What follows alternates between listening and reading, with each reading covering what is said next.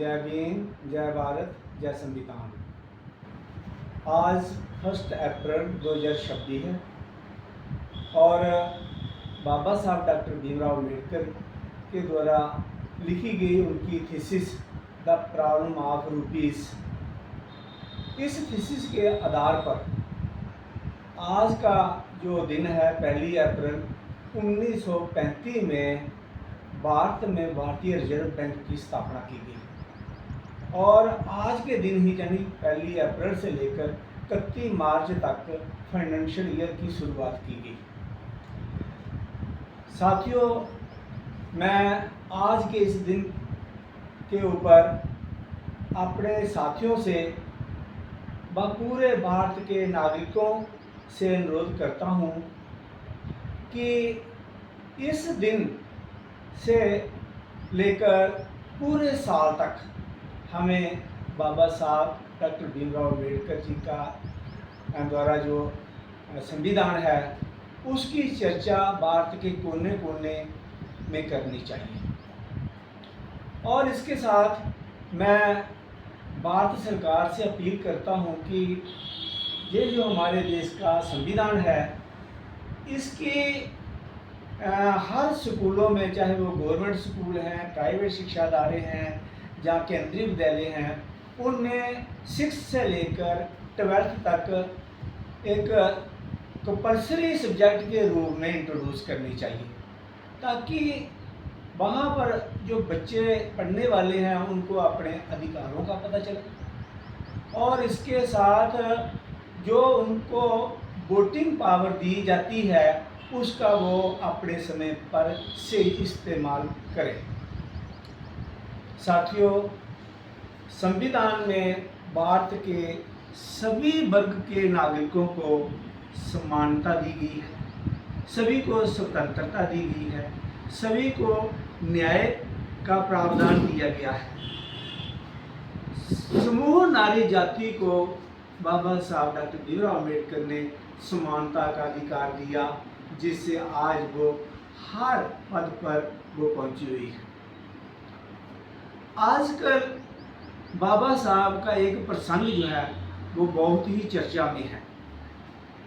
शिक्षित बनो, संगठित रहो, संघर्ष करो। तो अगर मैं इस प्रसंग की तुलना जो है वो बहुजन समाज को लेकर करूं, SC ST OBC समाज को लेकर करूं, तो वो शिक्षित तो थोड़े बहुत बन रहे हैं, लेकिन संगठित और संघर्ष जो है वो मीलों दूर इनसे है। इसीलिए इनको न्याय मिलने में देरी लगती है। अगर मैं इसी प्रसंग को लेकर जनरल समाज की बात करूं, तो वो जनरल समाज वाले लोग जो हैं वो शिक्षित पूरे ढंग से हो रहे हैं, संगठित पूरे तौर तरीके से होते हैं और संघर्ष भी अपने ढंग से सही तरीके से करके अपना जो अधिकार है वो ले लेते हैं। तो इसीलिए पिछले 77 साल से हमारा संविधान लागू हुआ और 80 साल हो गए हमारा मुल्क आज़ाद हुए, तो आज तक जो है वो जनरल समाज के लोगों का ही राज चल रहा है। साथियों, आज के इस दिन पर अगर मैं आरक्षण की बात करूं तो बहुत सारी वीडियो जो है वो देखने को मिलती हैं। कुछ लोग इस तरह की टिप्पणी कर देते हैं जिनका कोई वजूद नहीं होता। तो अगर मैं आरक्षण की बात करूं तो ये जो आरक्षण वाला प्रावधान हमारे संविधान में दिया गया वो उन लोगों को जो हजारों साल से प्रताड़ित किए गए, जो शिक्षा से वंचित रखे गए और जितने भी उनको अधिकार मिलने थे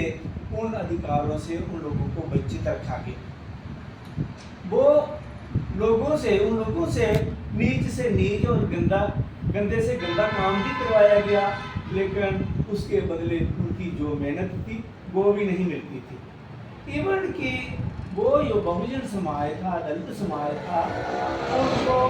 पानी पिए के बूंद से तड़पाया गया और उनके ऊपर बहुत सारी जो है वो हत्या अत्याचार हुआ, तो उस के लिए बाबा साहब डॉक्टर भीमराव अम्बेडकर जी ने ये जो आरक्षण का प्रावधान वो संविधान में दिया। पर कुछ लोग कहते हैं कि ये जो आरक्षण का प्रावधान है ये आर्थिक स्थिति को देखकर करना चाहिए था। तो मैं उन लोगों को बताना चाहता हूँ कि उस समय आर्थिक स्थिति की कोई बात नहीं थी, लेकिन अब पिछले 5 साल से हमारी सरकार ने, जो मौजूदा सरकार है, उन्होंने आर्थिक स्थिति को देखकर इकोनॉमिकली वीकर सेक्शन जो जनरल समाज के लोग हैं उनको आरक्षण 10% दे दिया है, जो कि एक एक्स्ट्रा आरक्षण माना जाता है। तो मेरे ख्याल में आरक्षण को लेकर किसी भी वर्ग को बात नहीं करनी चाहिए, क्योंकि आज आरक्षण जो है सिर्फ दलित समाज के लोगों को नहीं बल्कि जनरल समाज को भी मिल रहा है। तो आज के इस दिन पर मैं भारत के सभी नागरिकों को कहना चाहता हूँ कि उन सभी को संविधान में समानता का अधिकार मिला है, शिक्षा का अधिकार मिला है और न्याय का अधिकार मिला है।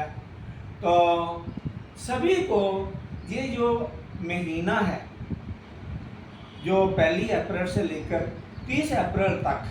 इसमें बाबा साहब की जयंती जो है वो 14 अप्रैल को मनाई जाती है। तो सभी लोगों ने बाबा साहब डॉक्टर भीमराव अम्बेडकर जी का जो संविधान है, जहाँ बाबा साहब ने जो समाज के लिए काम किए, जितना भी बाबा साहब का लिटरेचर है वो भारत के हर कोने कोने में पहुँचाने की कोशिश करनी चाहिए और हर एक व्यक्ति के साथ बाबा साहब के जो मेहनत है, जहाँ बाबा साहब ने जो भी लिखा समाज के लिए, उसका जो है वो नॉलेज साझा करना चाहिए। साथियों, कुछ लोग बाबा साहब के प्रति नफरत रखते हैं, तो मैं उनसे कहना चाहता हूँ आज के इस दिन पर कि बाबा साहब ने संविधान में पूरे भारत को अपने अपने धर्म में एंजॉय करने का अधिकार दिया है, स्वतंत्रता दी है और न्याय दिया है। तो मोर ओवर उन्होंने अपना पूरा जीवन समाज के सुधार के लिए लगा दिया, शिक्षा के लिए लगा दिया और न्याय दिलवाने के लिए लगा दिया। तो ऐसे महान व्यक्ति के प्रति किसी भी वर्ग के लोगों को नफरत की जो भावना है वो नहीं करनी चाहिए। आज के इस दिन के ऊपर मैं एक बार सरकार से दोबारा अपील करना चाहता हूँ कि संविधान की जो बुक है इसको स्कूलों में, गवर्नमेंट, प्राइवेट, केंद्रीय विद्यालय, सभी शिक्षा स्थानों में 6 से लेकर 12 तक कंपल्सरी सब्जेक्ट लगाने की ज़रूरत है। इसी के साथ मैं अपनी बात जो है वो समाप्त करता हूँ। जय भीम, जय भारत, जय संविधान।